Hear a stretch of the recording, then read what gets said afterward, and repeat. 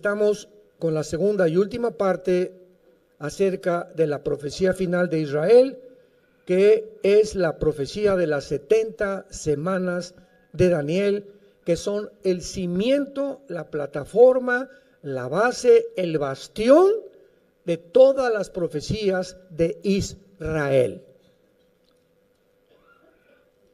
Rápidamente, Daniel se encuentra bajo el imperio persa, comienza a examinar las profecías de Jeremías, descubre que los 70 años de exilio de Babilonia están a punto de cumplirse, se pone a ayunar, se pone a orar, a buscar a Dios con todo su corazón, porque Daniel quería saber qué futuro le esperaba después del exilio a Israel.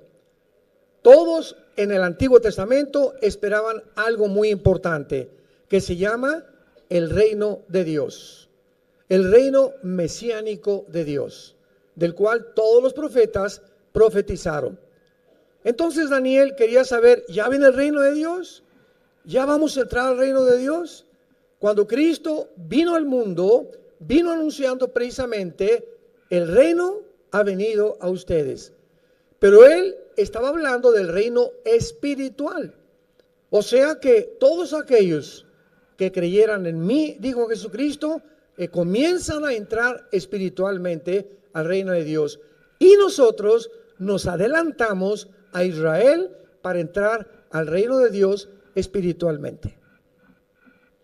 Pero también viene un reino físico que se conoce como el reino mesiánico de 1000 años, que explica todo el capítulo 20 de Apocalipsis y se conoce como el milenio.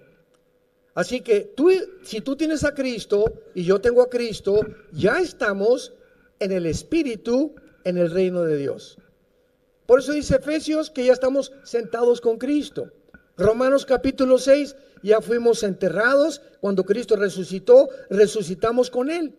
Algo que sucedió hace 2000 años. ¿Cómo es posible que el Apocalipsis haya sido escrito hace 2000 años?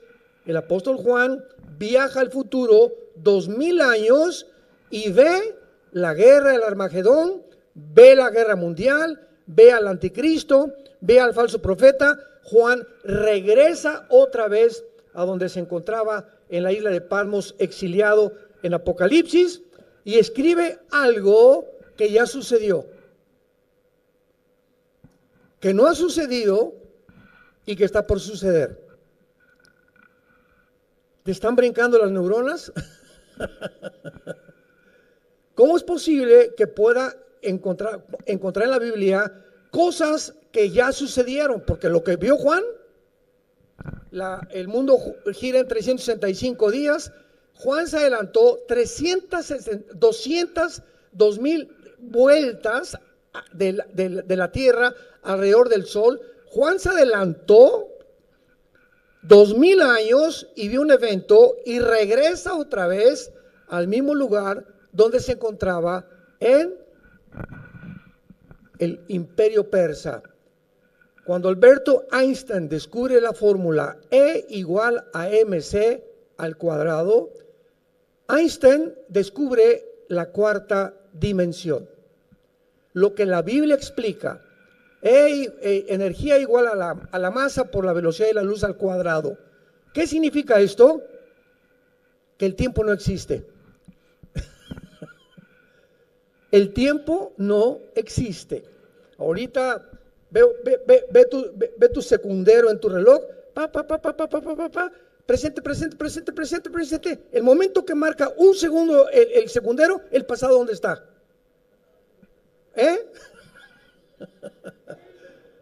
Cada vez que marca 1, 2, 3, 4, el pasado, ya quedó completamente atrás. Es el segundo, no lo recuperas jamás. Y cuando descubrimos realmente que esto es realidad y que podemos viajar en el tiempo, porque los profetas viajaron en el tiempo, Ezequiel fue llevado al pasado, Babilonia. Oye, Señor, ¿por qué nos castigaste? Etcétera, etcétera. Vas a ver por qué. Lo saca Dios de su cuerpo, lo lleva al pasado, al tiempo de la cautividad babilónica, y le dice, mira lo que hizo Israel. Los sacerdotes violaron, comenzaron a adulterar, a fornicar, a hacerle infiel a sus esposas, y por esto están castigados ahora. Y regresa al presente Ezequiel, y entonces se entiende que Dios es un Dios justo. Pablo en 2 Corintios 12 es arrebatado y llevado al cielo. Y Pablo era tan humilde que dice: yo no sé qué fue lo que vi allá arriba, pero ¿saben una cosa que no se los puedo contar? No hay palabras para decirle de lo que yo fui, de lo que vi y oí allá arriba en el cielo. Y entonces Pablo, más adelante, 2 Corintios 12, escribe: para que las revelaciones, para que todo lo que vi y oí no me exalte ni me ensoberbezca, Dios ha permitido un aguijón en mi carne. Él tenía alguna enfermedad, muchos dicen que era un problema oftalmológico de los ojos, porque en Gálatas se escribe: mirad con cuán grandes letras os escribo. Cualquier cosa que haya sido, él tenía un aguijón para mantenerlo humilde. Pablo, el apóstol, el más grande misionero de la época cristiana. Así que todos nosotros debemos recordar eso. Dios quiere mantenernos humildes a todos. Nunca te exaltes, nunca te ensoberbezcas por el dinero, por la posición, por lo que tengas, y siempre estemos dispuestos a ayudar a los demás, a vivir a los demás. Ahora rápidamente, ¿verdad? Estamos en el camión.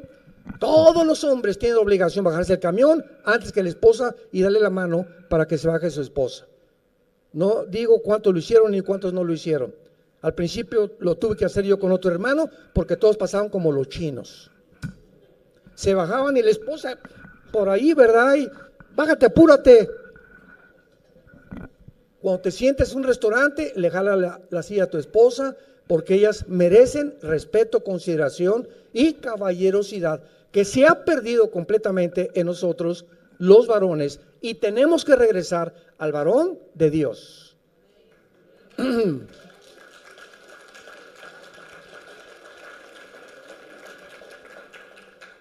Te vas a subir a tu vehículo, te das la vuelta, le abres la puerta a tu esposa para que suba, y ya que se suba, le cierras la puerta, te regresas y te pones al volante, y no le dices: échate en la cajuela. Estos detalles a nosotros los varones nos parecen que no tienen la menor importancia. Para ellas tiene muchísimo, porque la mujer es muy detallista y tenemos que estar continuamente enamorándolas. Se pierde la caballerosidad. La mujer necesita sentirse respetada, admirada y cuidada, porque para eso Dios nos creó más fuertes que ellas. Y hablo en el sentido general. Claro que hay mujeres como Golda Meir, la primera ministra, Margaret Thatcher, mujeres increíbles. La excepción no rompe las reglas, pero generalmente hablando, la mujer necesita caballerosidad. Como varones, no perdamos eso, hermanos. Cada vez que te bajes del autobús, bájate tú primero, dale la mano para que ella se baje las escaleritas. En cualquier momento está listo para ayudarla, porque eso es lo que nos hace verdaderamente, repito, varones de Dios. Nos quedamos en el capítulo 25 de Daniel 9 y estamos viendo las 6 cosas profetizadas para que nosotros conozcamos que cada una de estas se tiene que cumplir antes de la segunda venida y en la segunda venida de Jesucristo. Y dice el versículo, 24, las últimas 2 cosas en las cuales pusimos un paréntesis en la primera conferencia antier. En quinto lugar, para sellar la visión y la profecía. Sellar la visión y la profecía. Esto es muy importante porque hasta este momento hemos descubierto, ¿verdad?, que en el Antiguo Testamento, ¿quién eran los profetas o los videntes? Naví en el hebreo. Aquellos hombres que veían hacia el futuro y escribían: va a pasar esto, va a pasar aquello, etcétera, etcétera, etcétera. Y había una ley en el Antiguo Testamento para los profetas. Si un profeta decía algo que no se cumpliera el 100%, no el 99.9%, tenía que cumplirse el 100%, y si no se cumplía el 100%, era falso profeta. Entonces, en el siglo I de la época cristiana, el canon de las escrituras se cerró. La Biblia fue escrita aproximadamente en 1500 años, por más de 40 autores.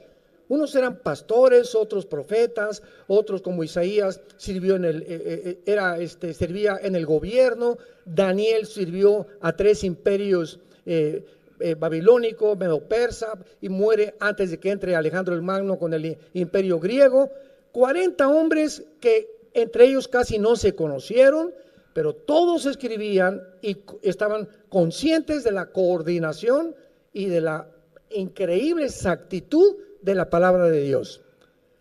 Estos 1500 años en que se formó la Biblia, se cerró el canon en el siglo I, porque los apóstoles mandaban las cartas a Tesalónica, a Colosas, a Éfeso, etcétera, etcétera, y mientras ellos vivían, se cercioraron que esas cartas pertenecieran al canon que se cerró. Después del siglo I, ya no aceptaron ninguna revelación, ninguna otra carta que se incluyera en los 66 libros de la Biblia. Se cerró el canon.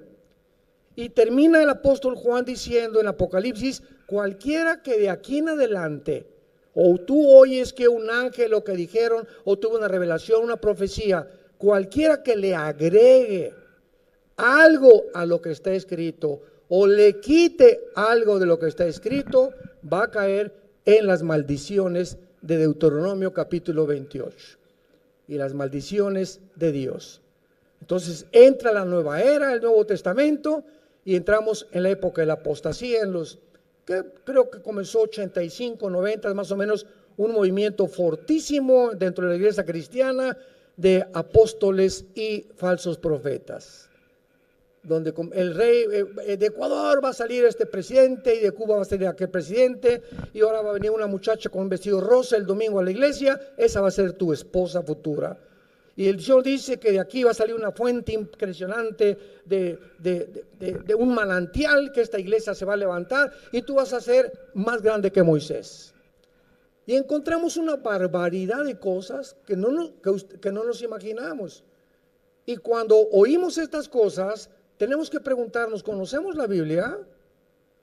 ¿Realmente hay más profecías o la Biblia está incompleta?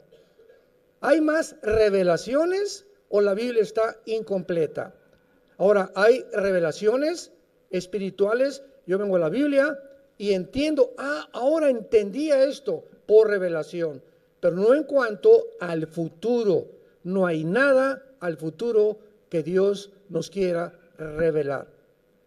Y así ha habido cantidad de personas en los últimos 30, 40 años que han profetizado, no se ha cumplido, han caído como falsos profetas y siguen escuchándolos millones de cristianos, por la grandísima ignorancia que vivimos de las Escrituras. Para esta hora hemos nacido, para poder trazar bien la palabra de verdad. Vemos nosotros entonces que va a ser sellada, que dice aquí, la visión y la profecía. En 1 Corintios capítulo 13, o sea, la visión y la profecía, estamos hablando de Israel, de todas las cosas que le van a suceder a Israel. 1 Corintios 13, versículo 9 en adelante. Escribe el apóstol Pablo: porque en parte conocemos y en parte profetizamos. O sea, todo aquello que vemos en la Biblia que ha sido revelado a nuestro espíritu es parcial. No hay un solo hombre que exista que tenga todo el horizonte de la verdad. Por eso siempre habrá errores, pero no herejías. Hay un predicador grandísimo que admiro mucho en California, ¿verdad? Y que lo he seguido durante muchos años, y tiene ciertas cosas que no me parecen, o que me parecen que como que está exagerando o no está exagerando, y lo hago a un lado porque el 90% es alimento que a mí me gusta. Hay otro teólogo, ¿verdad? Fulano de tal, que tiene unos libros maravillosos y los he leído, etcétera, etcétera, pero es hipercalvinista, por ejemplo, que cree que algunos fueron escogidos para el cielo y otros para el infierno, lo cual no estamos de acuerdo en lo absoluto, porque no se puede negar la libertad y la responsabilidad moral que tenemos delante de Dios. Y así pasan muchas cosas. Entonces no vas a encontrar un hombre que tenga toda la verdad. Yo muchas veces he dicho cosas, ¿verdad?, que me arrepiento de haberlas dicho, y las que realmente puedo lastimar a la gente, tengo que pedir perdón. Tenemos que humillarnos delante de Dios. Esto lo dije, sucedió creo que el año pasado. Yo dije, creo que el 28 viene Cristo.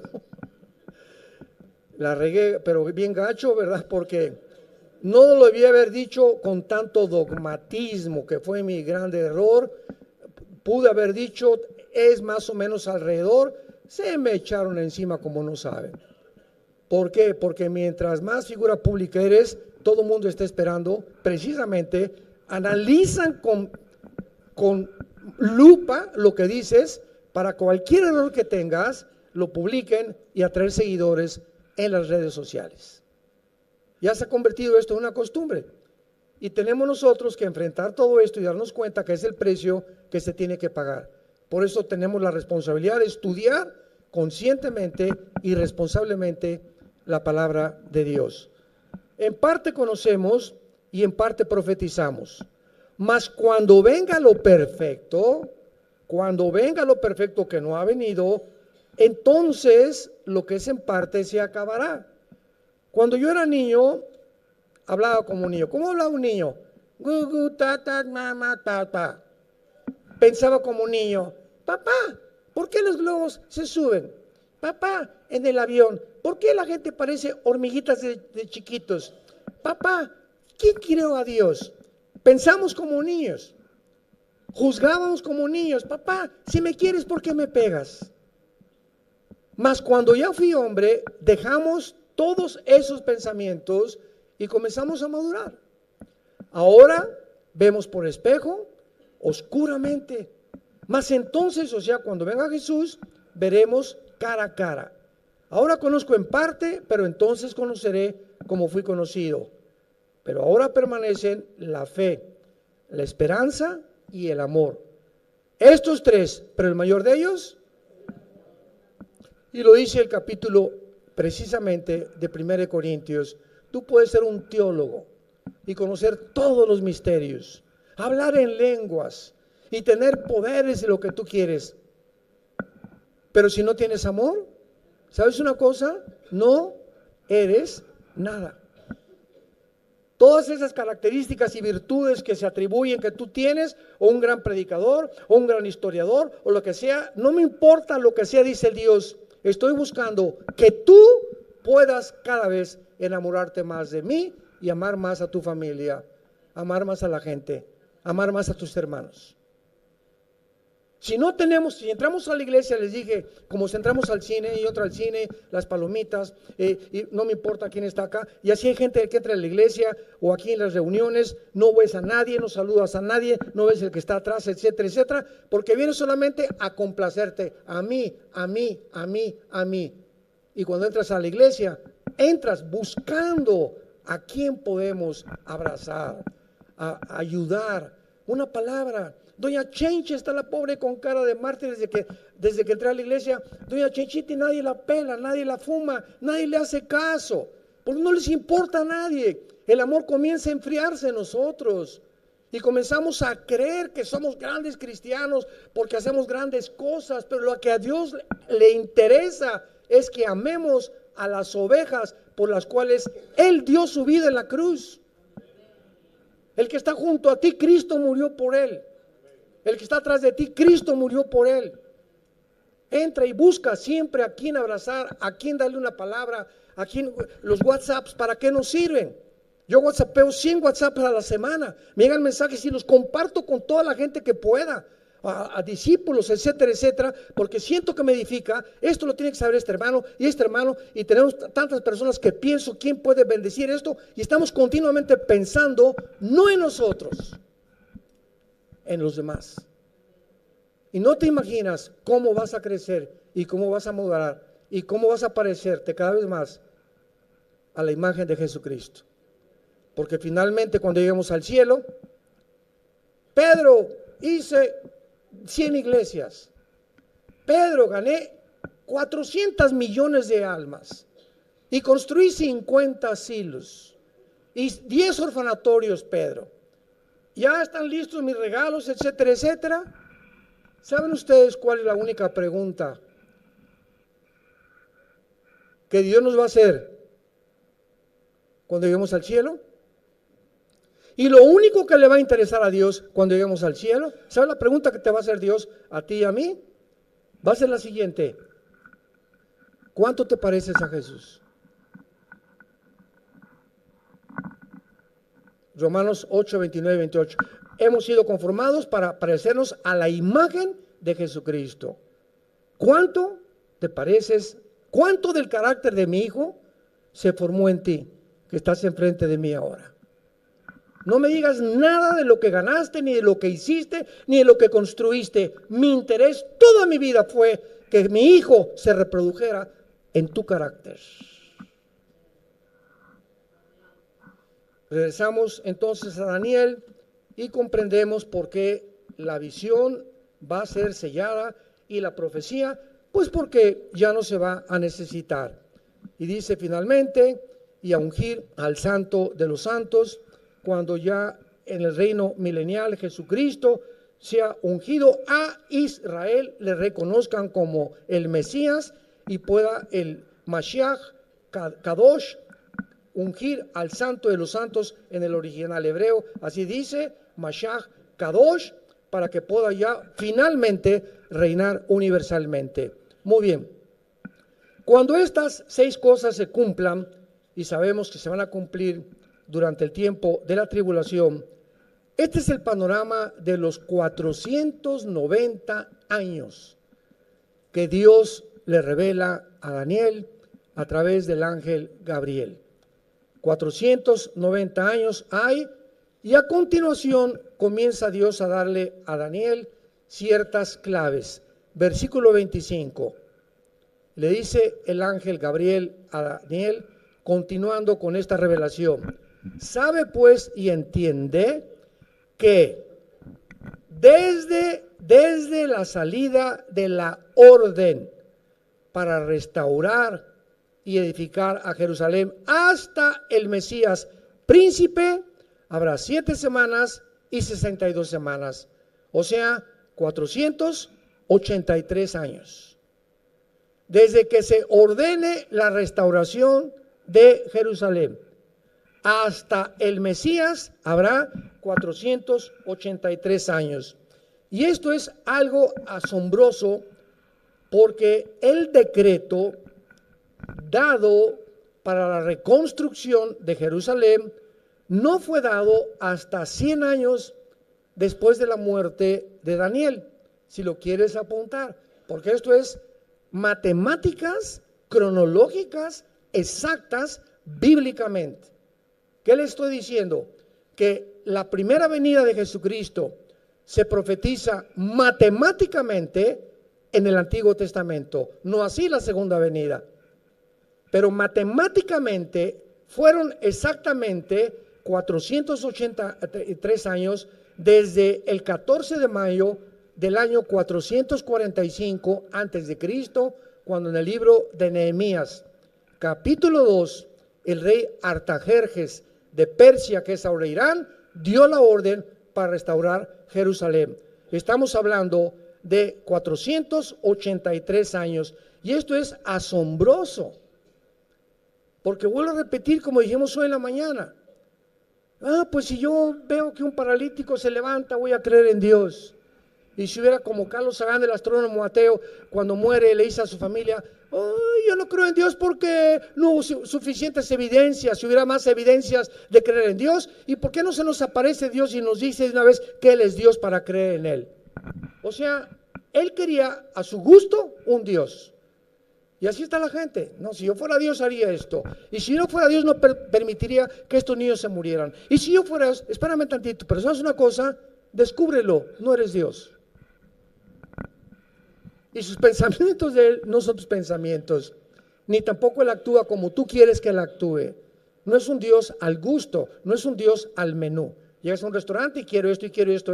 Tú no puedes llegar, yo quiero un Dios así y así y así. Y si es así, así, así, voy a creer en Él. Qué equivocado estás. Cuánta soberbia intelectual de los seres humanos.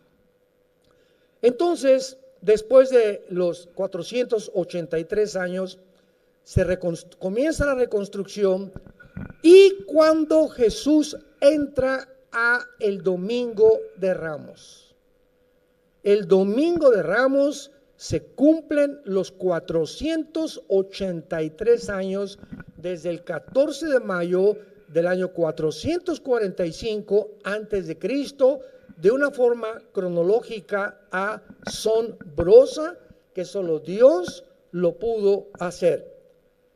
Y cuando Cristo entra a Jerusalén, Él comienza a decirle a la gente, vayamos a ver qué fue lo que expresó en Lucas 21, para que entendamos claramente que fue en esta época cuando Cristo realmente cumple esta profecía, el príncipe que ha de venir.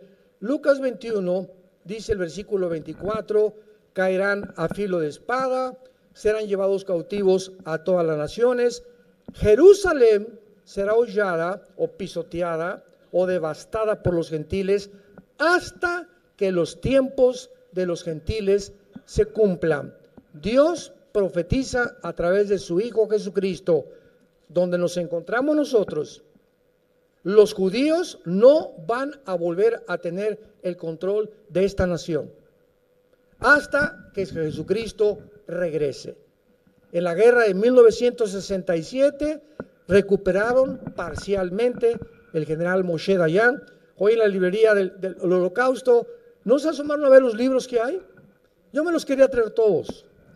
Era increíble la cantidad de información que había. Todo un libro dedicado a la guerra de los 6 días, al antisemitismo, a la guerra del 73, Yom Kippur, a la del 48, a la vida de Ben Gurión, el primer presidente de Israel. Había una biblioteca impresionante, muy barato los libros, acerca de toda la historia de Israel. Pero en 1967, Israel es rodeada otra vez, el 48, 56, 67, el junio de 1967, por 5 naciones árabes. El presidente Anwar Nasser de Egipto le habla al presidente de Siria y de Irak y de Líbano: ya estamos hartos de los judíos, echémoslos al Mediterráneo.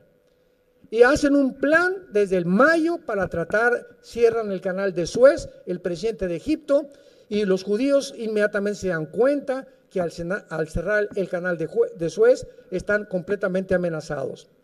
Y entonces lanzan el 1 y 2 de junio el ataque en contra de Israel, pero hasta la fecha los pilotos de esta nación, los pilotos judíos en los F-35 que tienen ahora, en aquel tiempo eran F-16, son los mejores pilotos del mundo.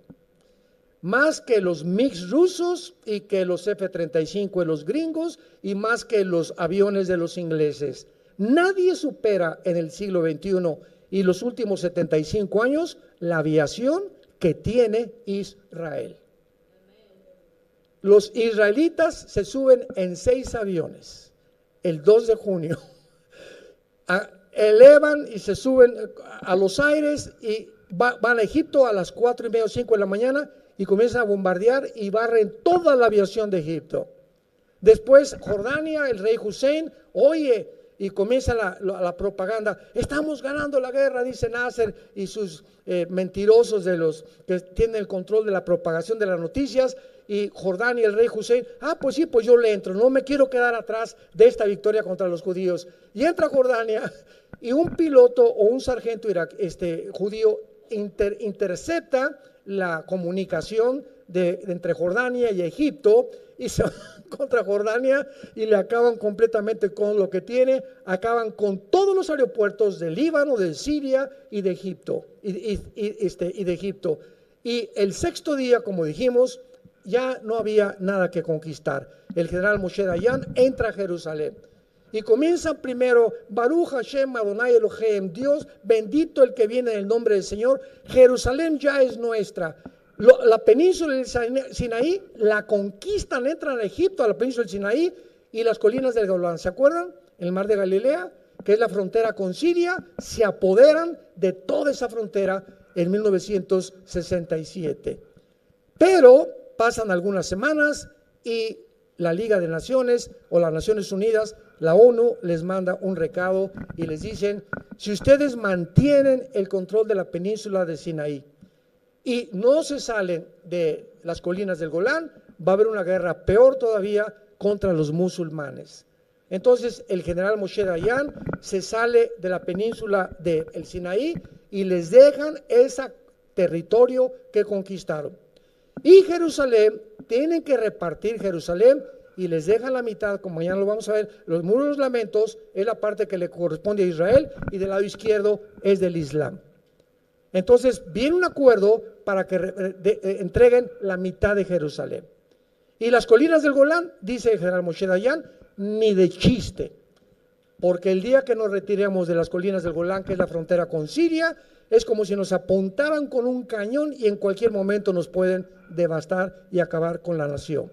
Entonces, hasta este momento mantienen el control de las colinas del Golán, de la mitad de Jerusalén, y cuando llegan, ¿verdad?, le dan la franja de Gaza a los palestinos y el Banco Oriental en Jericó, donde tú y yo comimos hace 1 o 2 días.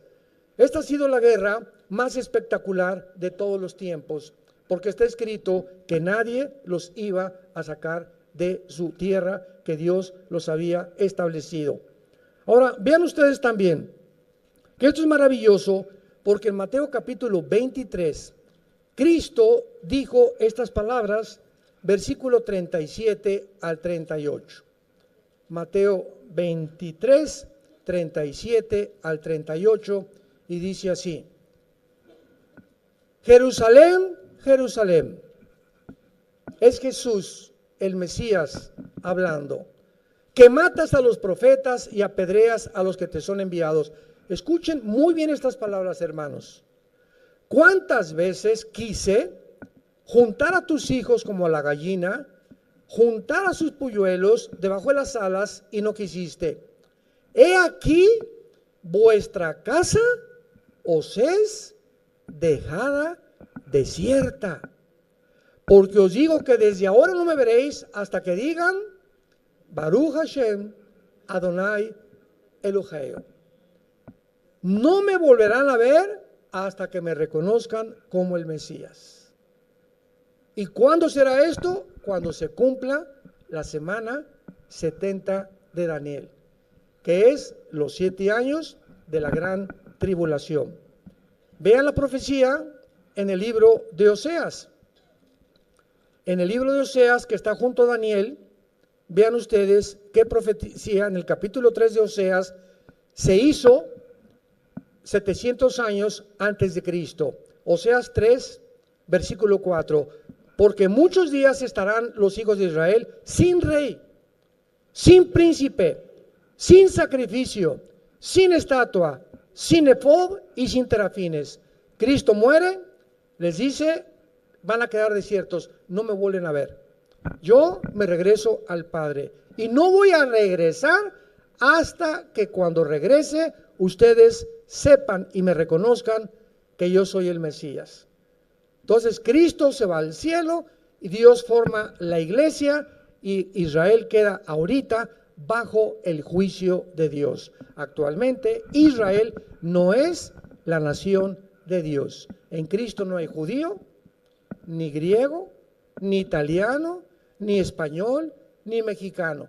Ahora me decía nuestro guía, entonces el judío, ¿qué es actualmente? Digo, los que se acepten como el Mesías forman parte de la iglesia. Y la iglesia está formada actualmente por judíos mesiánicos que han aceptado a Jesús. Un judío ahorita que acepta a Jesús forma parte de la iglesia.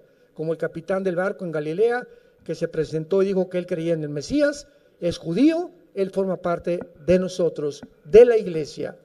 Así que nosotros, me preguntaron también, ¿y por qué no te haces tú judío? Le digo, porque ya lo somos. ¿cómo que ya son ustedes judíos? Sí, porque la palabra judío significa el que alaba.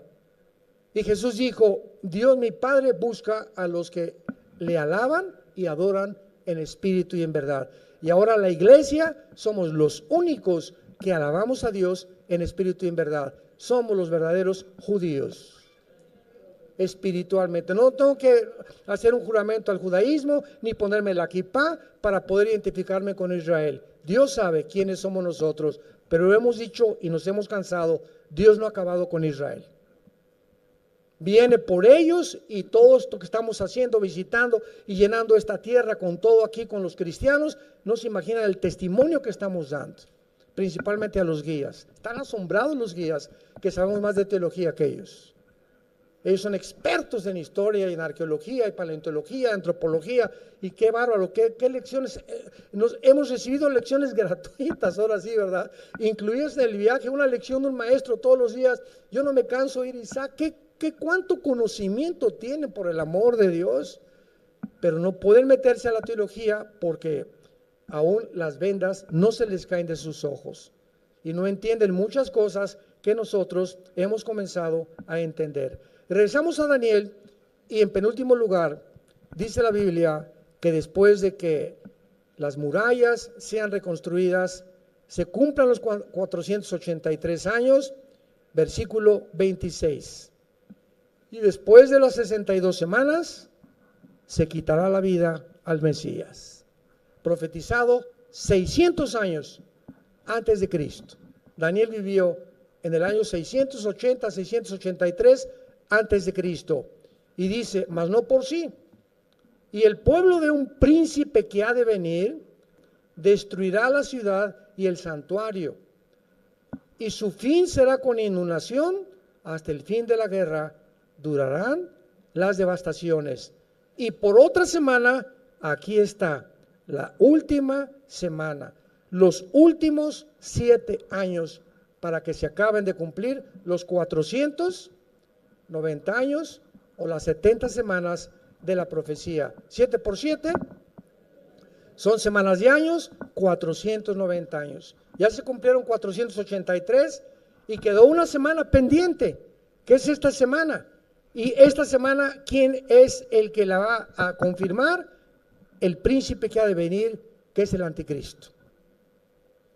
En el momento que el anticristo confirme, y vean qué interesante lo que dice, el príncipe que ha de venir destruirá la ciudad y el santuario, su fin será con inundación, y por otra semana confirmará.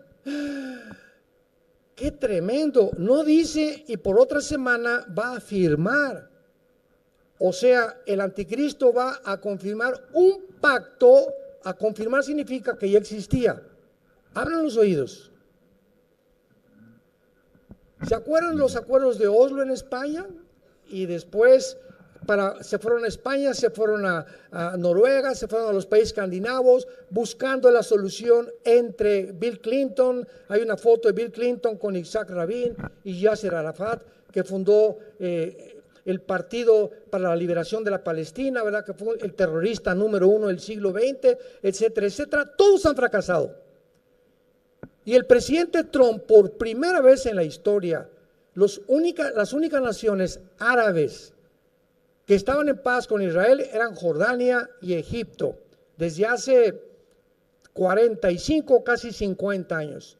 Y después de casi 45, 50 años, cuando entra el presidente Trump, Trump invita por primera vez a las naciones árabes para que formen parte del acuerdo de Abraham. E inmediatamente lo confirman los Emiratos Árabes, Bahrein, Marruecos, etcétera, etcétera, y entran bajo Israel y la protección de Israel 4 naciones árabes, algo inconcebible. ¿Cómo ahora los árabes, enemigos de Israel, están pidiéndole ayuda a Israel, quedar bajo su paraguas? Bueno, porque Irán bombardeó hace 2 años algunos pozos petroleros, los judíos bombardearon algunos pozos petroleros, Irán bombardea algunos pozos petroleros de Arabia Saudita, y los árabes dicen, si ahora el presidente Biden ya no nos ayuda, ¿quién nos va a ayudar? Y Arabia Saudita no le quiere entrar porque es la nación más poderosa de la península arábica, porque Arabia Saudita dice lo siguiente: mientras Israel no le permita a los palestinos formar un estado dentro de Israel, un estado palestino y un estado de Israel, no vamos a tener relaciones con Israel. Y Arabia Saudita hasta el momento no ha entrado a los acuerdos de Abraham. Y de acuerdo a Ezequiel 38, no va a entrar. Como los chinitos nomás milando, cuando venga la invasión de Rusia, van a protestar, nada más a protestar. ¿Por qué a protestar? Porque no van a poder hacer absolutamente nada. Todo está escrito. Aleluya, Señor, bendito sea el Señor Jesucristo y su Padre. Gracias por habernos dejado estas maravillas, esta información que vemos cómo está avanzando todo. Llega Biden y el petróleo no funcionó. Rusia lo está ayudando China con el petróleo y pues ¿qué hacemos? Y ya le cerraron la llave Putin al Nord Stream para que no surte petróleo a Europa. ¿Y qué hace Biden? 3 meses antes, Biden maldijo al jeque, el director, el presidente o el rey de Arabia Saudita. Le dijo que era un maldito porque mató a un periodista y estaban involucrados. Y después de insultar al jeque, 3 o 4 meses, el presidente Biden llega a Arabia Saudita a decirle: please, produzcan más petróleo. Y le dice: no, cállese. Y se regresa nunca había pasado esto, se regresa con la cola entre las patas, Biden a Estados Unidos, ¿y qué creen que hace? Le pide petróleo a Maduro. Le pide petróleo a Venezuela. Cuando el presidente Trump estuvo a punto, ¿verdad? Ya casi, no sé si invadir Venezuela, pero le declararon la guerra y lo consideran como un terrorista a todo el gobierno de Nicolás Maduro en Venezuela. Pues ahora Biden va con Maduro para decirle: danos petróleo. O sea, haciendo la vergüenza, se sale de Afganistán ante una vergüenza impresionante. Dejen a Afganistán al presidente Biden 7-8 billones de dólares de tanques de guerra, de municiones, de ametralladoras, de pistolas. ¿Por qué? Por el miedo que pudiera hacer Afganistán. Y en 2 días la embajada de Afganistán se quedan atrapados todo el personal y Biden no hace nada por sacarlos. Comienzan a sacar aviones, los afganos quieren huir y comienzan a cerrar todo Afganistán y dejan el ejército y todos los tanques y todo el armamento ante la vergüenza del mundo entero. Estados Unidos está condenado y está bajo el juicio de Dios. Y esto es lo que va a suceder. ¿Por qué? Porque ha llegado a su fin, a una crisis política, económica, pero principalmente moral. Y para terminar, en Daniel 12, que ya describe la tribulación, dice el versículo 1, en aquel tiempo se levantará Miguel. ¿En qué tiempo? Todo el capítulo 11 del versículo 38 al 45 describe las guerras del anticristo en el Medio Oriente. Por eso dice el capítulo 12, en aquel tiempo, o sea, conectando con el tiempo que se acaba de describir. Se levantará Miguel. Ustedes saben que el arcángel Miguel es el arcángel de Israel, ¿verdad? ¿Sabían? Es el arcángel que cuida esta nación. El mero jefe de todos los billones de ángeles del universo, Miguel, cuida la nación de Israel. ¿Habrá alguien que cuide Toluca o México? Y se dice: se levantará Miguel, el gran príncipe que está de parte de los hijos de tu pueblo. Ahí está, se le confirma a Daniel, y será tiempo de angustia. O sea, Miguel se va a levantar en el tiempo de la semana 70 de la tribulación, y en Apocalipsis 12 dice: y habrá una guerra en el cielo entre Satanás y sus ángeles y Miguel y sus ángeles. Y ya no prevalecerán, serán arrojados del cielo a la tierra, y vendrá Satanás con gran ira tratando de destruir finalmente a la nación de Israel. Y va a fracasar, porque jamás volverá a destruir nadie ni nada a Israel, porque así Jehová lo ha dicho. Y finalmente dice el versículo 3, los entendidos resplandecerán como el resplandor del firmamento, los que enseñan la justicia a la multitud como las estrellas a perpetua eternidad. Pero tú, Daniel, cierra las palabras y sella el libro, o el sefer en el hebreo, que significa todas estas profecías. ¿Hasta cuándo? Hasta el tiempo del fin. Muchos correrán de aquí para allá y la ciencia se aumentará. Versículo 9, él respondió, anda Daniel, otra vez el ángel. Estas palabras están cerradas y selladas hasta el tiempo del fin, hasta et ketz, que es la frase en hebreo para escribir los tiempos finales. Mucho ojo, versículo 10. Muchos serán limpios y emblanquecidos y purificados. Los impíos procederán impíamente como lo estamos viendo, y ninguno de los impíos entenderá, pero los entendidos entenderán. Tú perteneces a esta generación que están entendiendo que sin santidad no veremos a Dios. ¿Has llegado a entender que tienes que tomar en serio a Dios? ¿Ya has llegado a entender el gran precio que Cristo pagó en la cruz por ti, por tus hijos, por tu familia, por tu trabajo y por nosotros? El que no lo entienda va a pertenecer a los impíos. Y como dijo Mateo 24, como en los días de Noé, vino el diluvio porque no entendieron, pero los entendidos entenderán. Dios le dice a Daniel, Daniel, hace 2600 años, todo lo que te estoy dando ahorita, nadie lo va a entender en 2600 años. Nadie, ni teólogos ni nada.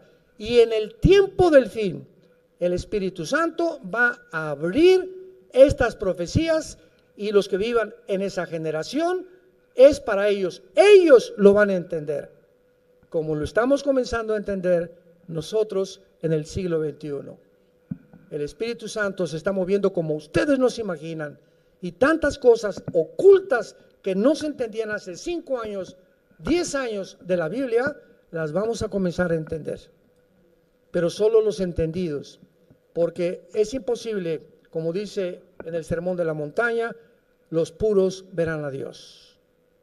¿Qué significa esto? ¿A dónde vemos a Dios? En la Biblia.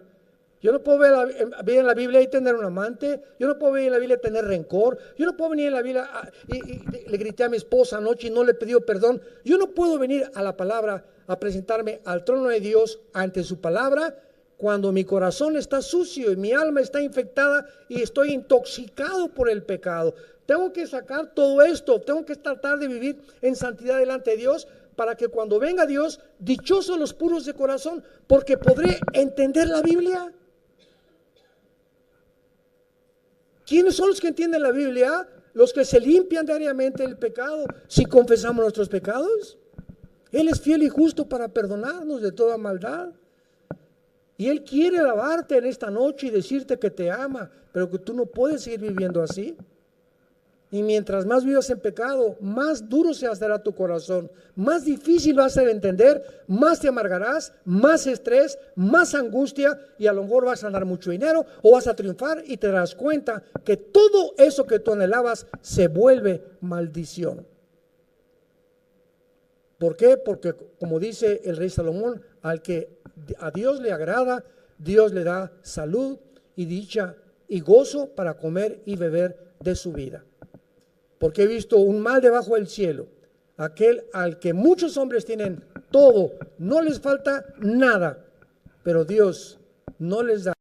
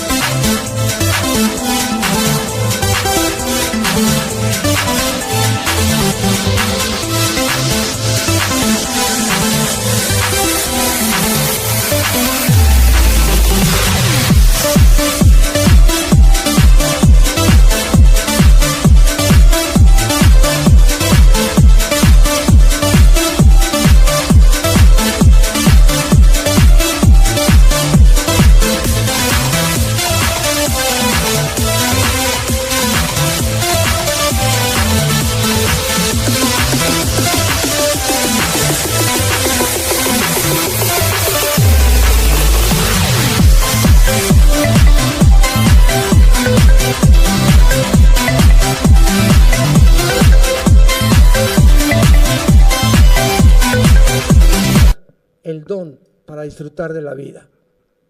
¿En qué categoría te encuentras tú? ¿No quisieran muchos de ustedes que tal vez no tienen a Jesucristo en esta noche venir a la cruz? Yo te invito a que te arrepientas de tus pecados en esta noche. Le pidas perdón a Dios por tu vida y le digas que entre a tu vida como tu Señor y como tu Salvador antes que regrese a México, a Chile, Argentina, mañana o el sábado. Y en el muro de los lamentos verás cantidad de judíos mañana pidiéndole, ¿verdad? Metiéndole papelitos ahí a Dios. Ven por favor, pidiéndole que venga el Mesías. Ellos quedaron ciegos cuando el Mesías estuvo enfrente de ellos. No lo reconocieron. Esta noche el Mesías te ha sido presentado. ¿Lo puedes ver? ¿Puedes discernir qué es la Biblia a través del Espíritu Santo, que es Dios el que te está hablando? Si lo puedes hacer, dichoso seas. Inclinemos la cabeza. Te damos gracias, Señor, por tu palabra. Bendito sea el Dios y Padre de Jesucristo nuestro Señor, que nos ha hecho renacer para una esperanza viva por medio de la resurrección de su Hijo Jesucristo entre los muertos. Gracias, Señor, porque no hay nada perverso ni torcido en tu palabra. Toda ella es recta al que entiende, razonable a los que han alcanzado la sabiduría. En esta mañana, en esta noche, Dios te ha hablado a través de la Biblia, diciéndote que eres pecador y que si tú mueres en pecado, la condenación eterna te está esperando. De cierto os digo, dijo Jesús, que oye el que oye mi palabra y crea al que me envió, no vendrá a esta condenación, sino que pasará de las tinieblas a la luz. Porque de tal manera te ama Dios. Nos ama Dios que nos ha dado en esa cruz, manifestando su amor, su eternidad, su sabiduría y su odio al pecado. Es tan grande el odio que tiene Dios contra el pecado que no perdonó a su Hijo Jesucristo. Pero ahora Él quiere perdonarte a ti. Y si tú rechazas, morirás también sin el perdón eterno de tus pecados, alejado de la presencia eterna de Dios. ¿Qué tengo que hacer? Me preguntarás, para poder arreglar mi vida delante de Dios. Número 1, arrepiéntete. Esto es, reconoce que la forma como tú estás viviendo ahorita no le agrada a Dios. Que necesitas cambiar de camino e ir en sentido contrario al camino que llevas. Porque si tú crees que hay caminos que te estás realmente bendiciendo, hay caminos que parecen derechos, pero su fin es camino de muerte. Cree que Jesucristo en la cruz pagó con su sangre por tus pecados, que a los 3 días resucitó de los muertos, y simplemente dile en el silencio de tu alma, en este momento: Señor Jesús, perdóname. Creo que en esa cruz pagaste con tu sangre por mis pecados y te pido en este instante que entres a mi vida, porque creo que vives, que venciste la tumba y que eres mi única esperanza, fortaleza, mi roca, esperanza mía, castillo mío, mi Dios. De aquí en adelante, ¿en quién confiaré? Gracias por darme la vida eterna y las promesas que el día que yo muera voy a verte cara a cara, enjugarás mis lágrimas y podré saber que valió la pena haber muerto a mí mismo, a mí misma, y haberte entregado mi vida en esta noche. En el nombre de Jesús. Amén. Y amén. Y amén.